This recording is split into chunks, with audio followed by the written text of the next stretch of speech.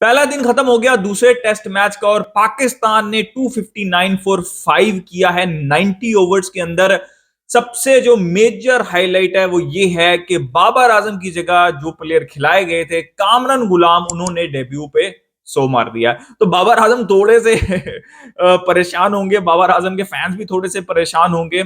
Obviously भाई, अगर आपकी रिप्लेसमेंट आगे 100 मारते हैं तो थोड़ी सी तो परेशानी होती है ना। तो खैर, हम मैच के ऊपर डिटेल के अंदर डिस्कशन करेंगे।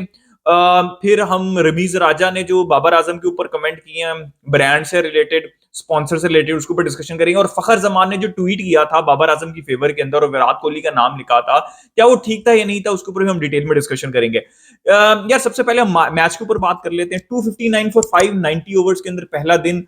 देखें, सेम पिच यूज किया गया और बहुत रेयर होता है कि सेम जो पहला टेस्ट मैच खेला गया हो सेम पिच को यूज किया गया हो, लेकिन इस केस के अंदर किया। और पाकिस्तान ने जो 11 के अंदर सिर्फ एक फास्ट बॉलर, वो भी ऑलराउंडर, ठीक है, आमिर जमाल, बाकी सारे स्पिनर्स घुसा दिए।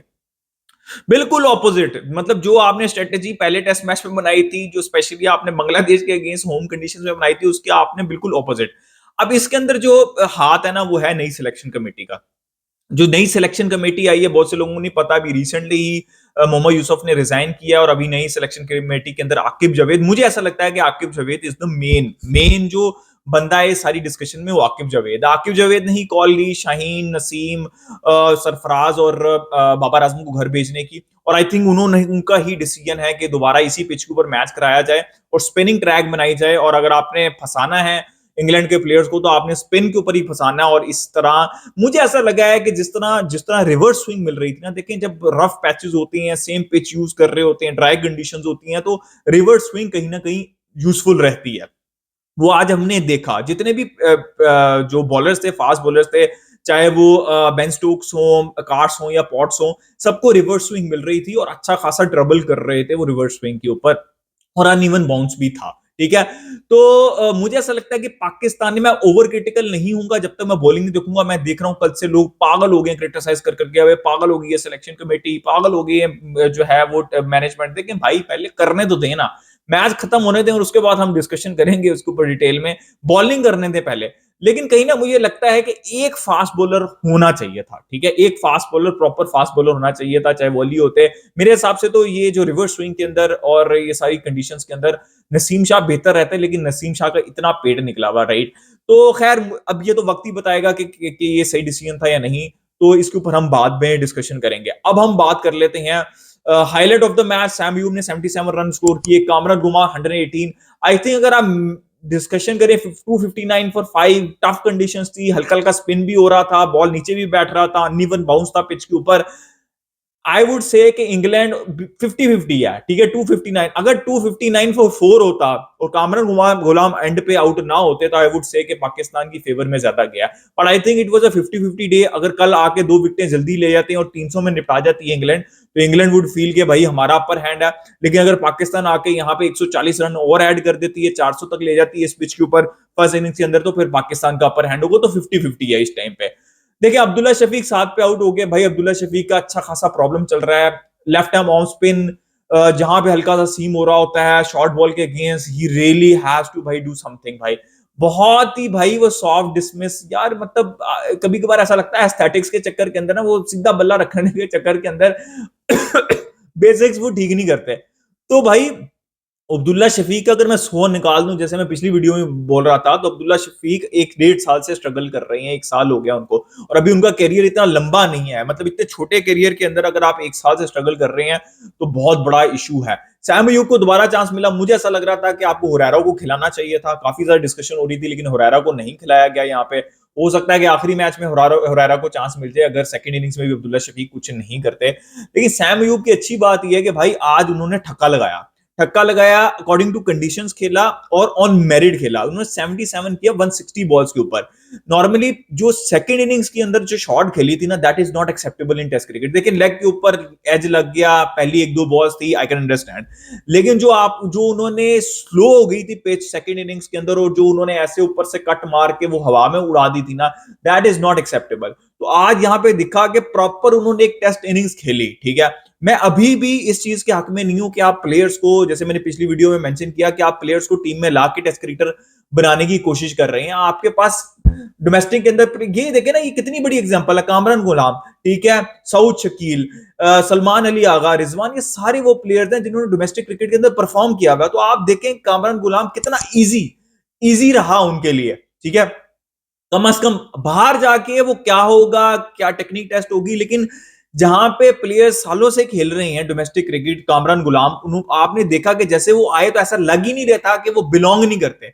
अब सैम अयूब, अब्दुल्ला शफीका, जब से वो खेल रहे हैं ऐसा लग रहा है कि भाई सीख रहे हैं, ठीक है। तो कामरान गुलाम जो है वो प्रॉपर आपको बैट्समैन दिखे, ऐसा लगा कि भाई कोई प्लेयर है जो कि सालों से खेल रहा है। तो ये फर्क होता है, स्पेशली टेस्ट क्रिकेट के अंदर। आपने जो डोमेस्टिक में परफॉर्म कर रहे हैं ना पूरा साल, आपने उनकी फॉर्म पकड़नी है, और जो आपकी टीम में परफॉर्म नहीं कर रहा उसको आपको साइडलाइन करना है और फिर उसको लेके आना ताकि टीम का फायदा हो। तो ये सबसे ज्यादा इंपॉर्टेंट चीज है। सऊद शकील को भाई बहुत सोचना पड़ेगा कि फास्ट बॉलिंग, वो स्पिनर पे तो बहुत अच्छा खेलते हैं, लेकिन फास्ट बॉलिंग के ऊपर भाई वो विकेटों पे विकेटें दे रहे हैं। तो फास्ट बॉलिंग के ऊपर उनको अपनी गेम इंप्रूव करनी पड़ेगी। रिजवान लकी रहे, एक एज लगी, और उन्होंने जो है वो रिव्यू नहीं लिया, लेकिन उसके बाद उन्होंने ठीक ठाक खेला, 37 पे खेल रहे हैं और आगा सलमान 5 के ऊपर खेल रहे हैं। तो overall I think it was a good day for Pakistan. और आई थिंक अगर 140 जोड़ लेती है पाकिस्तान कल, तो सबसे बेस्ट यही रहेगा पाकिस्तान के लिए। तो खैर, ये तो हमने बात कर ली। अब देखते हैं कि ऐसा टेस्ट मैच आगे जाता है। सबसे पहले तो मैं बात करना चाहता हूँ रमीज राजा से पूछा गया भाई बाबर जो है वो ड्रॉप हो गया, आप क्या कहना चाहते हैं? रमीज राजा भी भाई बंदा इतनी क्रिकेट खेल चुका है, चेयरमैन रह चुका हुआ है भाई, कितना कितने अरसे से, 20-25 साल से तो बंदा इंटरनेशनल क्रिकेट के अंदर कमेंट्री कर रहा है, ठीक है। फिर 92 का वर्ल्ड कप विनिंग स्क्वाड के अंदर भी रमीज राजा थे, ठीक है। चेयरमैन, जैसे मैंने कहा कि चेयरमैन रह चुके हैं पाक पीसीबी के। वो उससे क्या सवाल पूछा जा रहा है, जवाब वो क्या दे रहा है भाई, पाकिस्तान क्रिकेट बोर्ड भाई ब्रांड है, बाबर आजम ब्रांड है, वो स्पॉन्सर जो है वो भाग जाएंगे, कोई बड़ा नाम नहीं खेल रहा टीम के अंदर। अबे भाई क्या तू बातें कर रहा है यार, वो भी हंसते होंगे भाई तेरे ऊपर। अबे भाई क्या भाई, ब्रांड, कोई भी प्लेयर दुनिया का ब्रांड तब तक ही रहता है जब तक वो परफॉर्म करता है। जब तक वो परफॉर्म नहीं कर, भाई ब्रांड रखने आपने, आप टीम में, भाई टीम जीतेगी तो स्पॉन्सर आएंगे। मैं कहता हूं कि आप सारे ये जो किंग और ईगल है, ये सबको निकाल दो और प्लेयर्स ले आओ जिन जो ब्रांड नहीं है। लेकिन अगर पाकिस्तान क्रिकेट टीम जीत रही है ना, तो जितना स्पॉन्सर आपको मिलेगा ना, वो आपको किंग और ईगल से नहीं मिलेगा।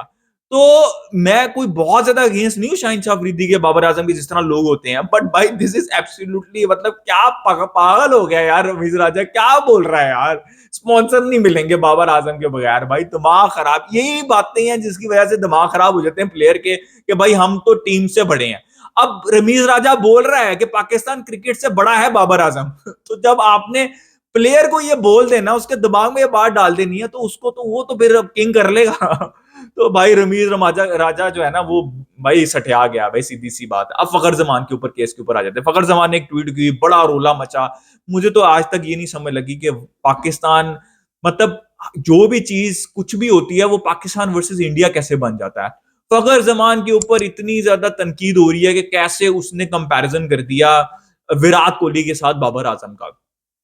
देखिए, सबसे पहले तो फखर जमान को ये ट्वीट करनी नहीं चाहिए थी भाई। एक कोड ऑफ कंडक्ट होता है, आप सेंट्रली कॉन्टेक्टेड प्लेयर हैं and you are not allowed to do that. Support करनी ना, जाके उसके घर पे बैठे और उससे जो है वो जाके उसके कान में कह दें, या फिर ऊंचा ऊंचा उसके घर पे पहुंच के बाबर आजम के कह दें कि भाई बहुत बुरा हुआ आपके साथ, मैं आपके बिल्कुल साथ हूं, लेकिन आप ऐसे ओपनली नहीं कर सकते। तो एक एक्शन नोटिस भेजा गया फखर जमान को, और बिल्कुल सही भेजा गया।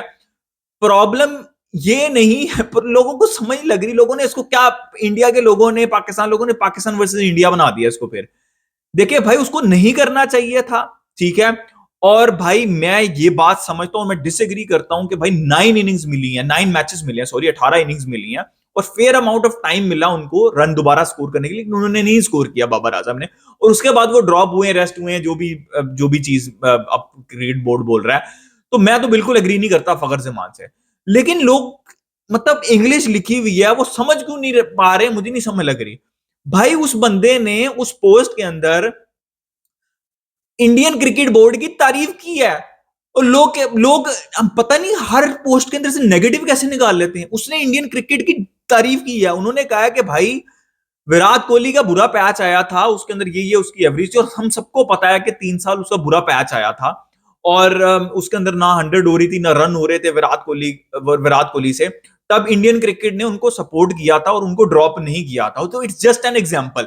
वो वैसी एग्जाम्पल है जैसे जो रूट भी कुछ साल पहले तक जो है वो रन नहीं स्कोर कर रहे थे, और इंग्लैंड क्रिकेट बोर्ड ने जो है वो उनको सपोर्ट की थी।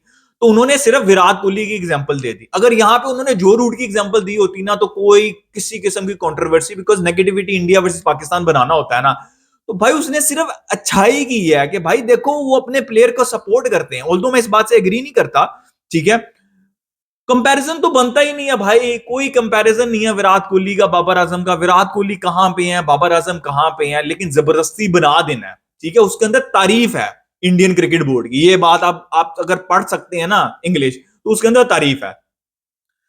और भाई जितना बड़ा विराट कोहली प्लेयर है ना, अगर वो 20 मैचेस में भी परफॉर्म ना करता, तो फिर भी उसको ड्रॉप मैं तो कम से कम ना करता, ना उसको होना चाहिए था।